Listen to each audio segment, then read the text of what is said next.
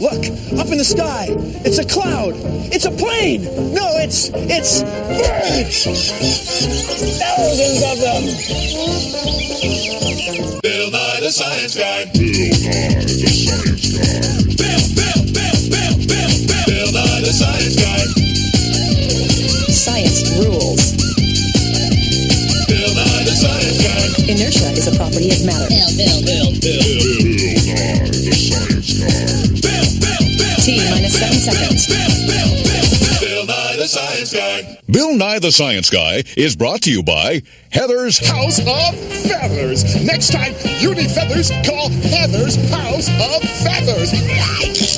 We've got lots of fresh feathers, frozen feathers, fluffy feathers, fuzzy feathers, fancy feathers. Thank you very much. Take two.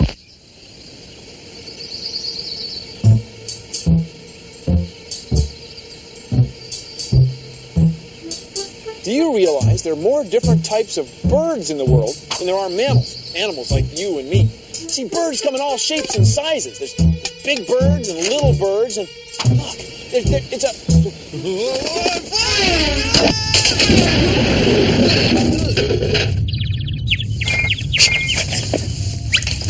Of course, birds are a little better at it than we are. You see, we have a lot in common with birds. Hello. We're both warm-blooded. That means we keep about the same body temperature all day. Also, we both have skeletons. We have a backbone, 2 legs, and 2 arms. Of course, we don't all have 2 arms. Some of us have 2 wings. And birds have something that we don't have. They have feathers. And bird feathers grow right out of a bird's skin, kind of like our hair. And they're made of a tough natural protein, kind of like our fingernails. It's sort of a natural plastic. It's very lightweight and strong. Also, bird skeletons are hollow. That makes them very lightweight, very strong. Now, the combination of the lightweight, strong feathers and their hollow, strong skeletons make birds able to fly. And since birds can fly, they started living almost everywhere on Earth.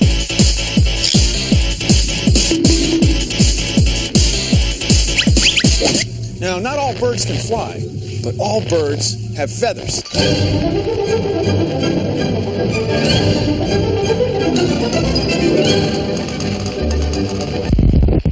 A warm-blooded vertebrate with a covering of feathers. This is one of the classic definitions of a bird. What isn't generally realized, however, is that the light, fluffy feather of a bird is closely related to the scale of a reptile. How can birds fly if they don't have a motor? Well, please consider the following. Birds fly just like airplanes. Well, actually, airplanes fly just like birds. The key is you want to get the air moving over your wings fast enough to hold up your weight.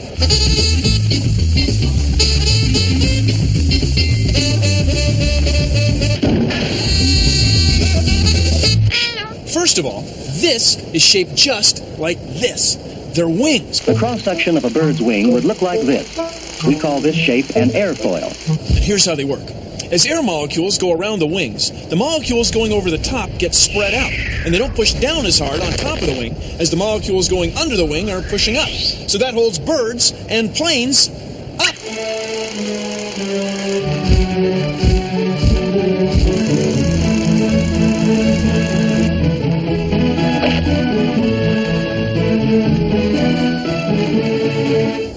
The second thing is that birds are very lightweight. They have feathers that are light as feathers. And this is important. If you had to fly to school every day, you wouldn't want to be weighed down. And their bones are lightweight too. This is an eagle bone, and it's hollow. Now, when something's hollow, it's very strong for how much it weighs. Now, don't get me wrong, land animals like us have strong bones too, but they're much heavier than bird bones. And our bones aren't hollow, but airplanes are. Thirdly, birds and airplanes both have powerful engines. See, birds have very strong hearts, huge lungs, and powerful wing muscles that let them flap their wings. Birds burn energy about 20 times faster than land animals like you and me. Their whole body is a big propulsion system that lets them fly. Well, thank you for joining me on Consider the Following.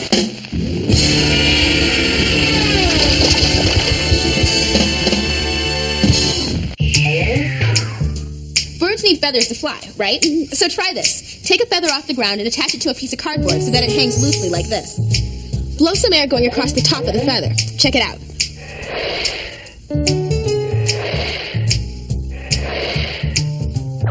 See, a bird's feather is curved so that air moves more quickly going over the top than it does when it goes underneath. The difference in the speed of the air causes the feather to go up.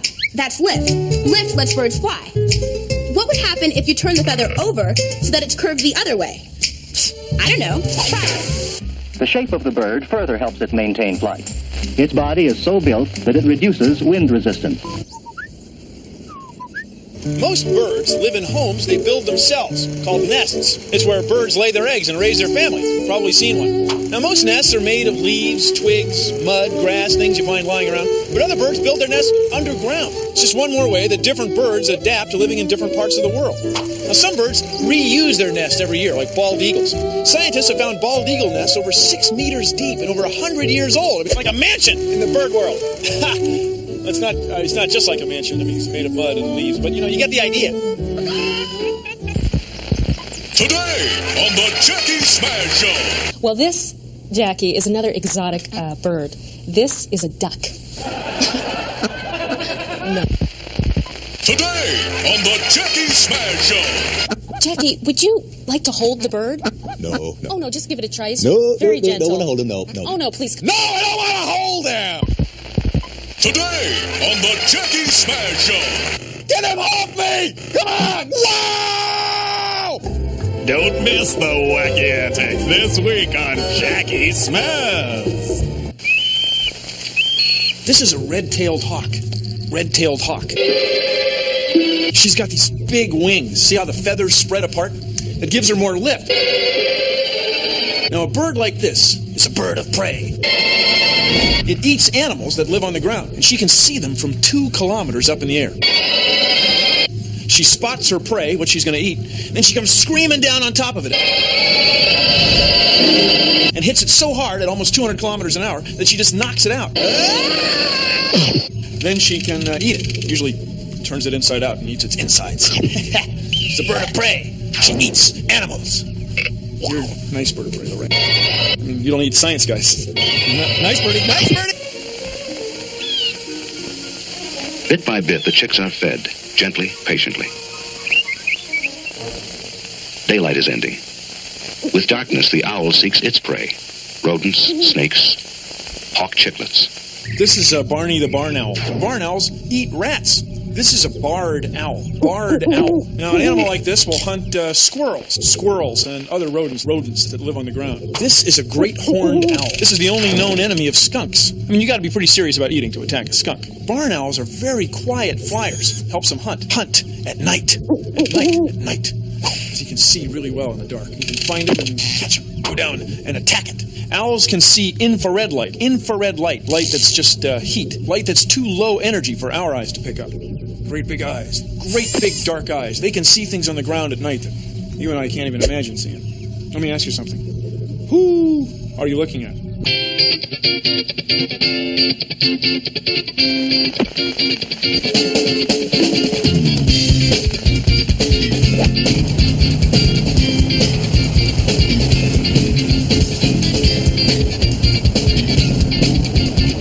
Oh, yeah, I can read it.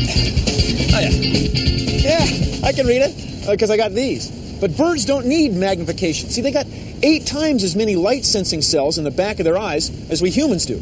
That's how eagles and hawks can see things on the ground while they're hunting and flying very high in the sky. Birds also have their eyes set on the sides of their heads, and that allows them to see things in front of them and behind them at the same time, and their brains are set up to take in all this information at once. See? It's the Jackie Smash Show.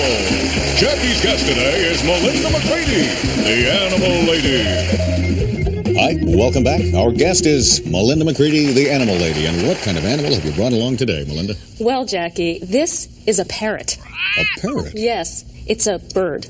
Oh, I know. What is this, fur here or hair? No, you can tell that it's a bird by its feathers, because all birds have feathers. Oh, okay, yeah. Well, the interesting thing about parrots is that they have the attention span of a 2-year-old and the intelligence of a 5-year-old. does this the parrot do any kind of tricks or anything? Why, yes, they do. Would you like a cracker? Would I? Man, I'm starved. I'm famished. I haven't eaten all day. Birds are the only animals with feathers, but humans are the only animals that have feather pillow fights.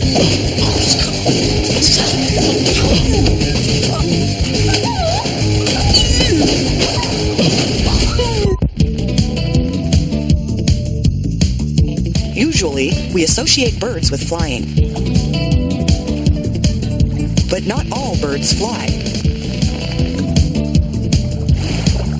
Flippers help the penguin get about on land as well as underwater. The flippers make it possible for the penguin to virtually fly underwater. Penguins can't fly. They move best when they're in the water. For them, swimming is like flying. Penguin feathers are short, fluffy, and waterproof. They're not very good for flying, but they're perfect for being streamlined while swimming and keeping warm when you're in cold water. Penguins don't spend much time on land. So when they walk, they waddle or hop. They don't swing their wings very much.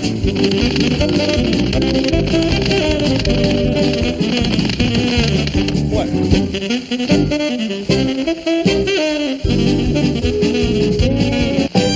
This is an emu egg. They're big.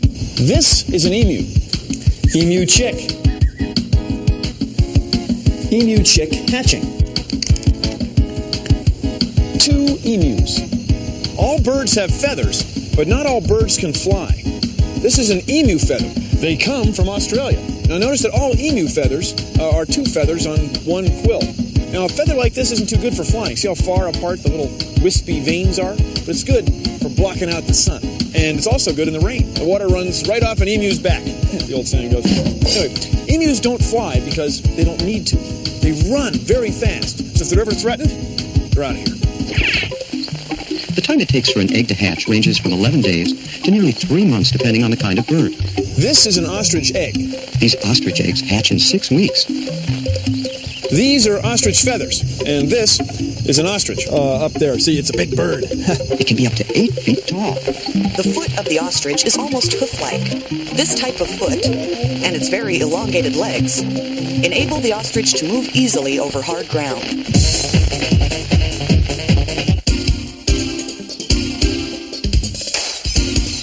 We rescue, raise, and release all local hummingbirds in the United States. They're one of the smallest birds in the world. The hummingbird is the smallest of all birds. This here's our male Annis hummingbird, and he's our nanny. He's going to be the bird to teach all of our injured and orphan babies how to be a bird. He'll teach them territorialism and correct vocalization and body posture, which we humans can't do. These are 2 young Annas that we rescued. The mother was killed by a cat, and what I'm going to do is give them their first feeding. What we do basically is we try to imitate mom. We'll touch her on the head, and the heads come up, and the mother would insert her bill, and then she'll deposit her food into their little crop. You see that bubble in the throat? That's their crop. That's where they keep their food. They're fed every 25 minutes from dawn until dusk. A hummingbird feeds as often as 50 times a day, and the need for food is continuous. Birds have found ways to live all over the world. Now, one of the ways they do it is by migrating. Birds usually migrate during the cold winter months when there's less food available, and it's tougher to live in freezing temperatures. So many birds migrate. They take off and live someplace warmer for a while. They fly south or whatever. Bye, Mr. Bly. The spring migration is underway. Within a few short months, nearly 1/3 of the bird species on Earth will be on the move. Birds can find their way around on the Earth. They can navigate. They use landmarks on the ground and the position of the sun in the sky. And some birds, like these homing pigeons, actually have something like a magnetic compass in their heads. They can sense which way they're going with the Earth's magnetic field. They can feel it in their brain. Isn't that wild? So if we take them far from home and release them, they can find their way back.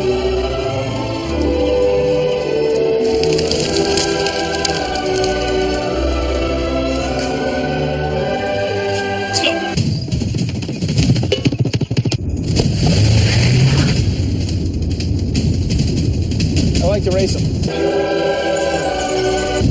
It's hard to win, though. I mean, they're homing pigeons.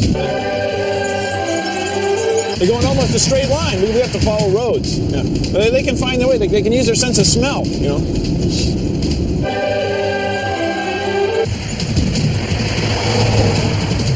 You can have a compass in your car. You can have a map. But it's not nearly as sophisticated as whatever a homing pigeon's got up here. Surprised I beat them. They got a tailwind. They should be here any time. Are they coming? Oh, there they are. Look. Woo-hoo. Aren't they cool? They're homing pigeons. They're cool. I mean, they're cool. You can make a bird feeder out of a bottle. All you need to do is take a wire coat hanger and cut it here, here, and here. You might need an adult to help you. It'll look like this when you're done. Now you need to poke some holes in the bottle. Put 5 in the side and 5 in the bottom. Now push the wires through the holes so that it forms an X, like this. Now take the loop part of the hanger and push it through the holes in the bottom. That'll be your hanger. Now bend the end so that it doesn't come out. This is getting complicated. Now use a funnel and fill it with birdseed.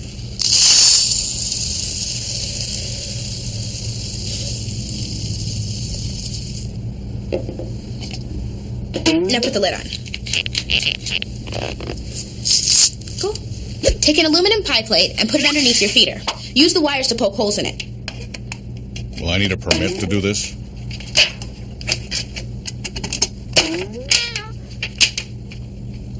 Now bend the ends of the wire so that it holds the plate. This is only a half-hour show, lady. Now you're ready to fly. Hang your feeder outside and wait for some birds to come. Don't forget to take your cap off before you use it, because otherwise, it won't work.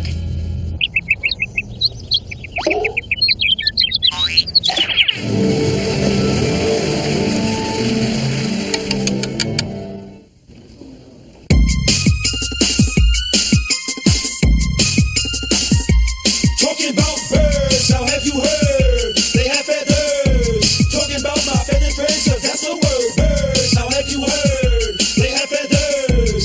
Talking about my feathered friends, 'cause that's the word. Listen up and don't you cry. Look up in the sky. It's not a plane, not Superman. No, it's a bird, you understand. See now how they all have feathers. That's the way you can tell whether they are birds or they're not. Feathers are what they've got. Now there are creatures who can fly, but won't be birds. I'll tell you why. Like bats or bees, they don't have feathers, so they don't get to call themselves birds. Now have you heard? They have feathers. I'm talking about my feathered friends, 'cause that's the word. Doves, blue jays, and sparrows, and don't forget those flamingos, parakeets, and cockatoos, ducks and swans, and snow geese too. Eagles, falcons, you know they're flying way up in the air, but there are birds who cannot fly. It's really true. Just ask Bill now. Like ostriches and penguins too, they're looking good, but they can't do that flying thing. But they're still birds 'cause they have feathers. In other words, birds. Now have you heard? They have feathers. I'm talking about my feathered friends, 'cause that's the word.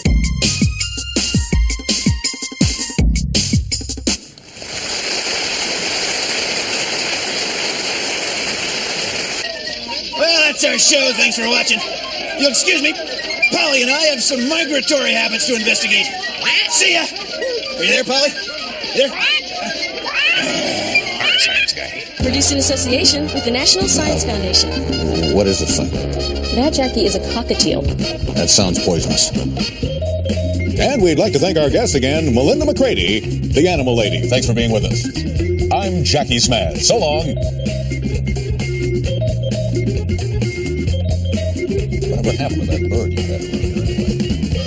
All the other ones are accounted for. I don't see that one anywhere.